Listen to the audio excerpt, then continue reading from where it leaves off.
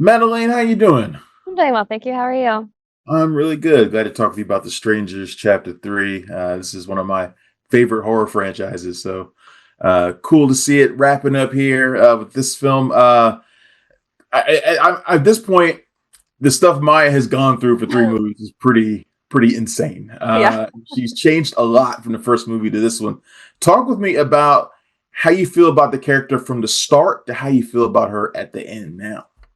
I think I felt like she was a very regular person in the beginning. She was, ambitious and had a completely different goal and wanted to just live a happy, normal life with her partner. And by the end, her only goal is survival and ultimately success, not even survival, it's to win. I think that by the Mm. end, she's fighting to win. She's choosing to fight back.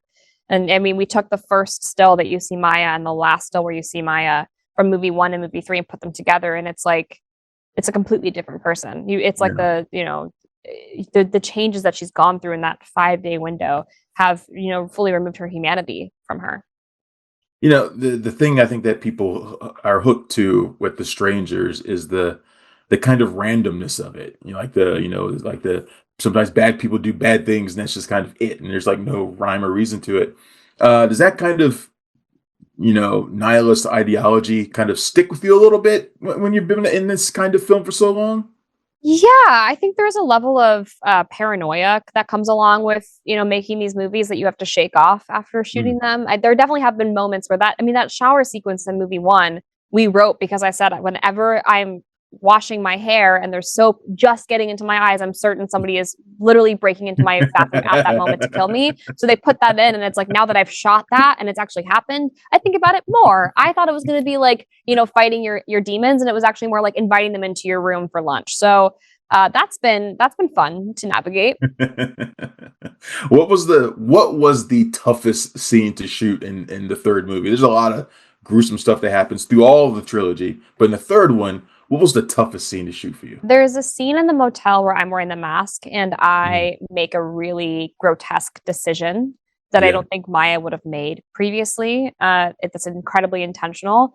That was really tough to shoot. It was a really, I didn't think it would be so hard to shoot. And then when I was done, I had a really hard time afterwards.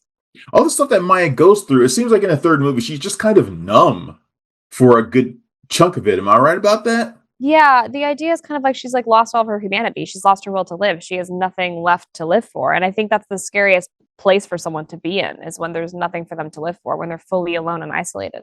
Hmm. What was it like working with Renny Harlin through all three of these movies? He's a veteran. He's done a lot of great stuff over his career. What was that like? Yeah, Rennie's a complete icon. And I mean, doing stunt sequences with Rennie and him saying that was great is like the biggest gold star you can get. So it was really exciting. And he's a great collaborator and incredibly intelligent director.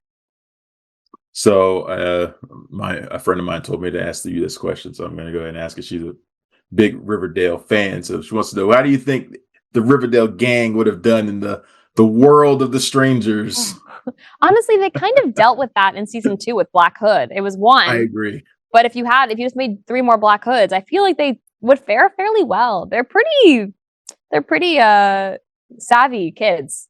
I feel like they'd do better than Maya does. I think they'd get them out in the first movie. Do you need a break from doing this kind of thing after this? And this was a pretty intense group of movies here. I thought they were all really well done, but they're super intense. Do you need a break from this sort of thing after something like this? I I gravitate towards whatever character speaks to me next. So I Mm. mean, I'll say yes right now, but ultimately, who knows? I could be shooting something even more horrible in like 3 weeks. So you never know with me. Yeah. Well, Madeline, this has been fantastic. I Thank you. love talking with you about this. And for me, for one, I don't think the Strangers franchise will ever go away forever.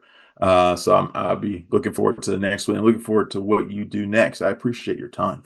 Thanks so much. Oh, thank you. Thanks for checking out the show. If you like what we're laying down, please subscribe to our channel and click the bell to receive notifications for all of our latest stuff.